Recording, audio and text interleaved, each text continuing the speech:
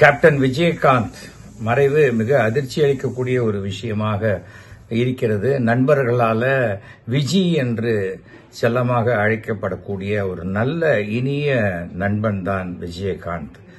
40 ஆண்டு கால நட்பு எனக்கும் விஜயகாந்துக்கும். பல படங்கள் நடித்திருக்கிறோம்.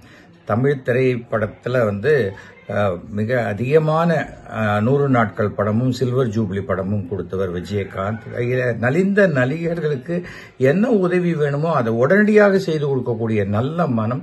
ஒரு நாளைக்கு சுமார் 200லேருந்து 250 பேர் அவர் ஆபீஸ்ல சாப்பிட்டுட்டே இருப்பாங்க. அந்த அளவுக்கு ஒரு பரோபகார குணம்.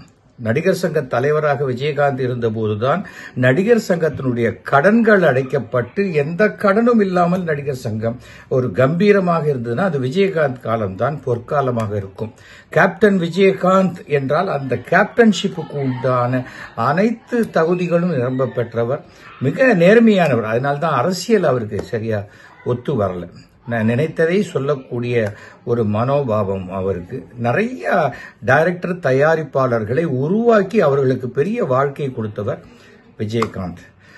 அவருடைய ஆத்மா சாந்தி அடைய வேண்டும் என்று பிரார்த்திக்கிறேன். அந்த குடும்பத்தாருக்கு என்னுடைய அனுதாபங்களை தெரிவித்துக் கொள்கிறேன். விஜயகாந்த் கடவுள் நம்பிக்கை மிக்கவர், தான தர்மம் எல்லாம் செஞ்சவர். அவருக்கு கண்டிப்பாக சொர்க்கத்தில் ஒரு இடம் உண்டு. அவர் ஆத்மா சாந்தி அடையட்டும்.